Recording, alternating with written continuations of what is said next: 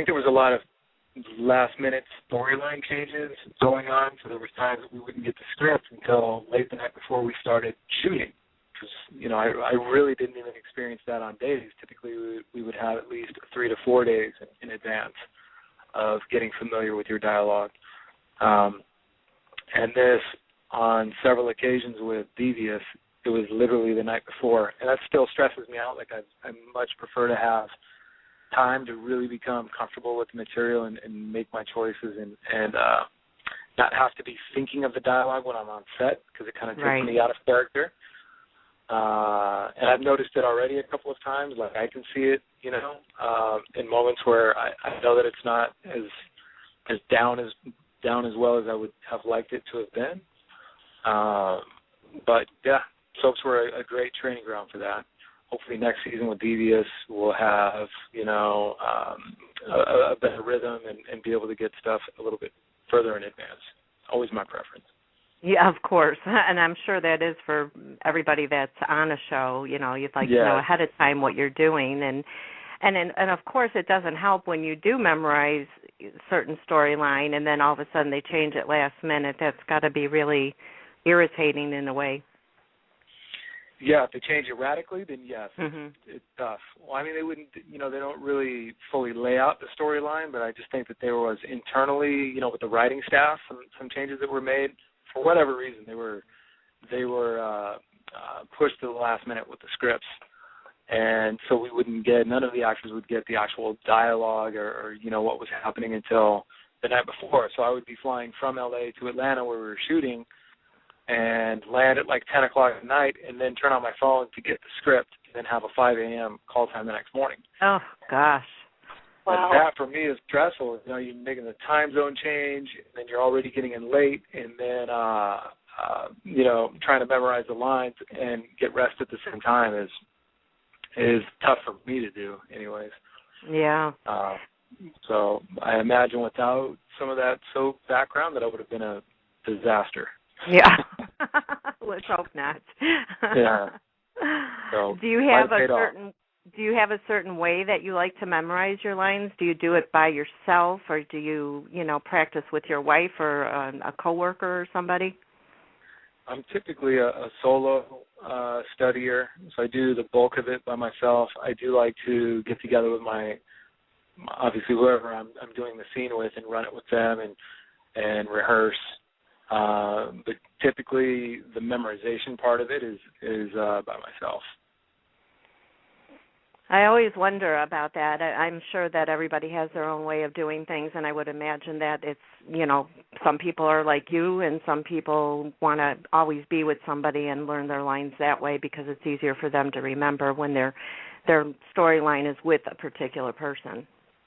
Correct. Yeah, there's a ton of different ways, and I've tried different methods, but the initial process, at least, I have to kind of make the choices on my own, or break down the script and really understand it alone first, and even some of the memorization alone, and then bring somebody in. Well, when you get a role that's, say, not in a sitcom, but maybe in a murder mystery or something like that, do you usually do some type of research if you're playing, a bad guy or a doctor or whatever? Absolutely. Yeah, the more that you can learn about, the profession or the background of your character, the more that it's going to help kind of influence the choices that you make as that character. Absolutely. Yeah, it would make it more realistic, especially if you have to say a bunch of medical terms. Yes, exactly. Yeah, it's really hard to kind of wing that stuff. You have to, right? you have to be immersed in it and sound like you know what you're talking about to be credible. So that's why acting classes really kind of help, especially with those types of roles, because if you haven't practiced it before or rehearsed it or really kind of fleshed out a full character, it's extremely difficult the day before an audition to really kind of pull out of your hat a character if you haven't really lived in those shoes before. Right. Right. So that's why, really the best way to be able to get some of these roles is to constantly be studying and living in the skin of array of characters so that you can be prepared on the ready. You know, when you're called upon, when your number is called, you can step up to the plate and be ready. So is there a dream role that you'd love to get one day? Yeah, there's about 100 dream roles that I would love to get one day. I still feel very kind of young in my acting career. Even though I've been around in the biz for a while, like days that consumed a lot of years where I was pretty much just doing that character. But I would love to do, anything from more comedies. Like, I think it's really fun working on comedies. I've actually recently read a couple of scripts that would be very interesting. Anywhere from comedy to more drama and film would be nice. To some action stuff I think would be cool while I'm still young and flexible enough to pull it off. Oh, yeah. And I think we would love to see you in an action movie for sure, right, Pam? Oh, yeah, definitely. There you go. Yeah, I would love to do that. Hopefully I can fulfill that for you guys one day. Well, did you ever think of writing one for yourself, writing a script of some kind? And do you get into writing at all or want to be behind the camera? I have. And I started collaborating with a friend years ago on kind of a pet project that we were really passionate about. I have not focused and spent, honestly, enough time really pursuing that part of it to realistically think that in the near future I'll come out with that. I actually had invested in a completely separate business. It's more of the fashion business. So I have a company that I help run on the side. So that consumes a lot of my time, and I don't see in the near future me doing that. I don't write prolifically on the side. It was a project that I was kind of developing at one point. It's been shelved, but you never know. I may pick up the pen again one day and get back at it. Would be great, and that's the way that you can actually assure that the role that you want to play is written exactly how you would like it to be. It's great to have that kind of control. Yeah. Yeah, definitely. Yesterday Sabina and I had interviewed Gary Kearns and Luke Albright, and they both wrote a movie together called Monumental, and there's a lot of work into that, and they said they're still learning as they go along. They just finished a road trip across the U.S. and going to certain landmarks because it has to do with part of the movie, actually a big part of the movie. And, I said it's got to be really hard to be in front of the camera in your own movie that you wrote and then also be directing it at the same time. So there's a lot of hats that you have to wear when you're doing it, and you learn as you go. And they couldn't be happier. They're very happy with the way it's turned out so far. Well, good for them. Yeah, I've heard similar experiences. Definitely, if you're trying to direct, produce, and act in your own film, that's biting off a lot. It's a huge undertaking. Can be done. Yeah, my hats off to them if they pull that off. It's great. Yeah. So, what actor or actress would you love to have the chance to work with that you have not already worked with? What actor? Actor and or actress. Good question. There's a whole sea of actors out there that I would love to get the opportunity to act with. I feel like I haven't worked with that many personally. I'm really digging that show, Breaking Bad. Have you guys heard of that? Yeah. Really enjoy the actors' work on that, all of them. Bryan Cranston is he's exceptional. I've always really admired Denzel Washington. Always a huge fan of his. If I could be in a movie with him, that would be pretty cool. The list goes on and on. Some of the huge people that, of course, everybody knows about. How cool would it be to be in a Tom Cruise movie? Yeah.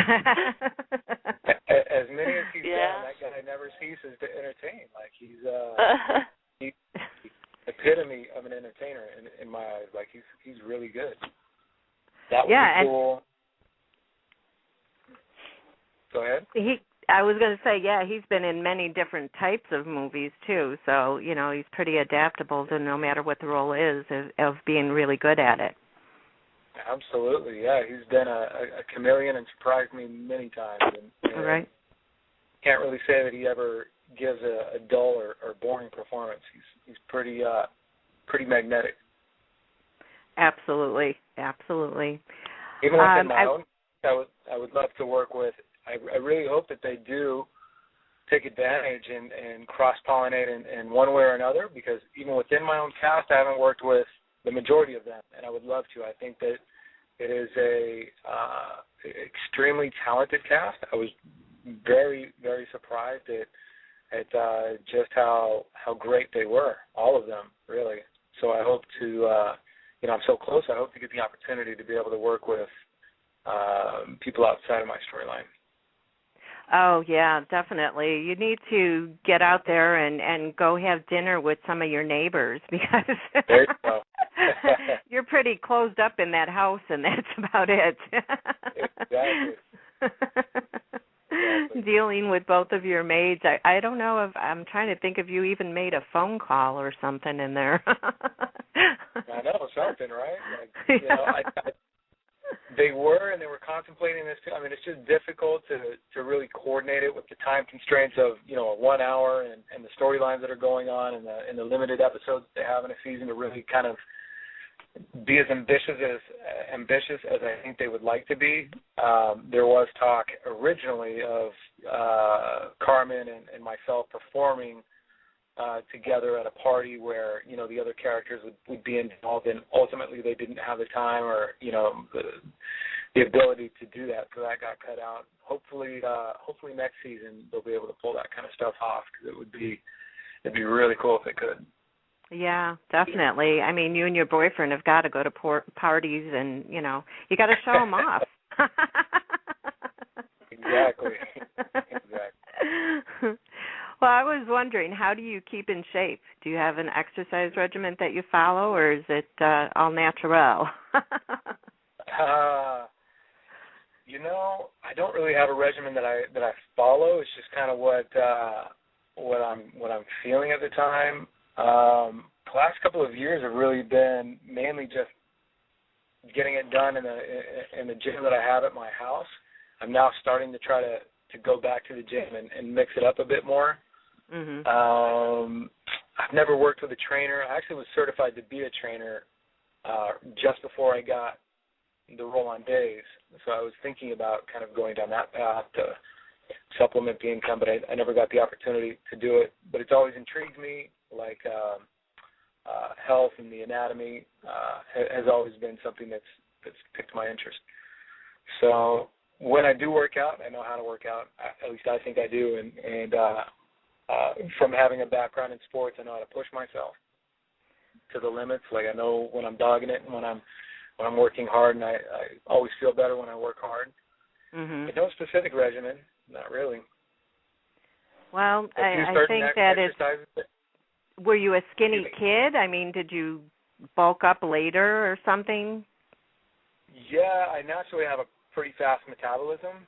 Mm-hmm. That much I do know. Like, even during these years, I have a tough time keeping weight on. And then, muscle, you gotta lift weights to get muscle. Right. So it definitely takes a bit more of an effort to keep that on. But yeah, pretty fast metabolism, I guess you could say. Well, I have to tell you, I'm very jealous of people like you that have fast metabolisms, because, I eat a string bean and I've got to go, probably do the treadmill for 2 hours. But, that's funny. Unfortunately these days I can't do it because of some of the disabilities I have, so it's even harder to, keep weight off and keep yourself in shape. But what I was wondering is that brings me to you and your wife starting this online store for sportswear called Body-Language-Sportswear. How did you guys decide to get into that? That was really kind of unplanned. It was another actor friend of mine years ago whose wife had a small boutique in LA